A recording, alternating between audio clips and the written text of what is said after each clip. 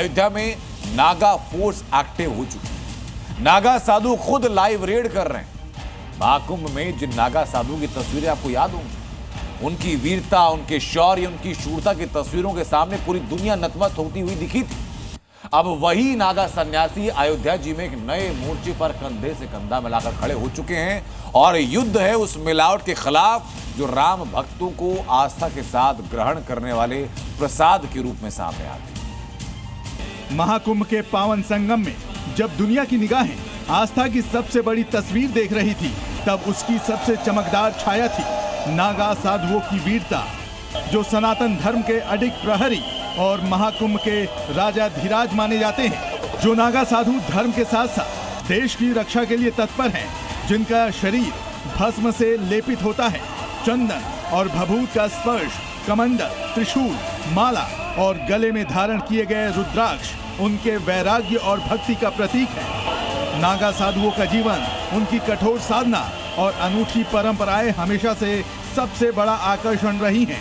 महाकुंभ की भीड़ में जिन्होंने नागा साधुओं की वीरता देखी, अब वही नागा सन्यासी अयोध्या में एक नए युद्ध के मोर्चे पर खड़े होंगे। ये युद्ध तलवारों से नहीं लड़ा जाएगा, बल्कि ये युद्ध हिंदू आस्था की रक्षा के लिए लड़ा जाएगा। अब नागा साधु प्रभु श्री राम की अयोध्या में प्रसाद की शुद्धता का जिम्मा संभालेंगे। हनुमानगढ़ी, वो पवित्र स्थान जहां हर दिन लाखों श्रद्धालु हनुमान जी को लड्डू चढ़ाते हैं, जहां का प्रसाद आस्था का प्रतीक होता है, अब वहां प्रसाद की पवित्रता पर नागा साधुओं की कड़ी नजर होगी। अयोध्या में प्रसाद की गुणवत्ता जानने के लिए निर्वाणी अखाड़े ने एक टीम का गठन किया है और इस टीम में अखाड़े के नागा साधु और व्यापारी नेताओं की टीम बनाई गई है, जो दुकानों का अचानक निरीक्षण कर प्रसाद की गुणवत्ता की जांच करेंगी और खामी मिली तो कार्रवाई के लिए सिफारिश भी करेंगी। ये आप जो लड्डू देख रहे हैं, ये हम हनुमानगढ़ी में एक प्रसाद की दुकान पे मौजूद है। ये जो आप लड्डू देख रहे हैं, ये देसी घी के होने चाहिए और साथ ही गुणवत्ता का खास ध्यान देना पड़ेगा। और ये जो प्रसाद के ये जो डिब्बे हैं, इन डिब्बों पे, सभी डिब्बों पर दुकानदार का नाम और फ़ोन नंबर लिखना अनिवार्य होगा। एक पूरी कमेटी जो है वो यहाँ पर बनाई गई है। अखाड़े के मुताबिक अगर किसी दुकानदार ने नियमों को नहीं माना तो उस पर एक्शन भी लेंगे। संतों ने और व्यापारियों ने आपस में बैठ के निर्णय लिया कि क्यों न एक कमेटी बनाई जाए और उस कमेटी के द्वारा समय समय पर निरीक्षण होता रहे और इसके साथ साथ जो दुकानदार जिसका दुकान का नाम है वो और फ़ोन नंबर, ये चीज़ें अगर निर्धारित रहेगा डिब्बे पे तो इससे पता भी चलेगा कि कौन से दुकानदार का कौन सा प्रसाद है। दरअसल रामलला की प्राण प्रतिष्ठा के बाद से हनुमानगढ़ी में शुद्ध देसी घी और लड्डुओं के भोग लगाने और प्रसाद चढ़ाने की कवायद शुरू हुई थी।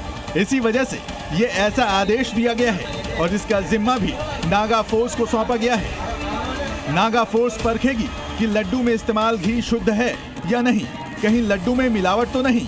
भोग लगाने से पहले हर सामग्री की धार्मिक मानकों से जांच होगी और इस पूरे एक्शन को पहचान अभियान नाम दिया गया है।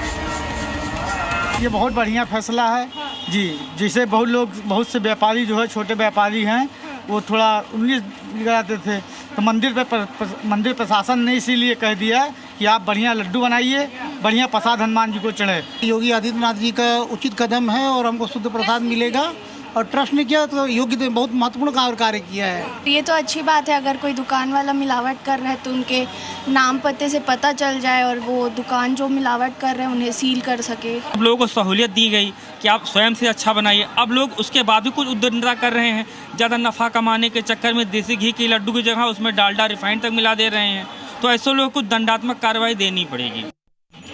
जब जब धर्म पर आंच आती है तो सबसे आगे यही नागा साधु और अघोरी खड़े होते हैं। नागा साधु अब सिर्फ काशी या कुंभ में नहीं, बल्कि अयोध्या की गली गली में धर्म के प्रहरी बनेंगे।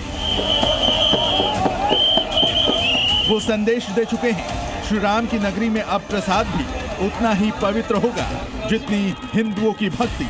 प्रीति श्रीवास्तव के साथ ब्यूरो रिपोर्ट, जी मीडिया, अयोध्या।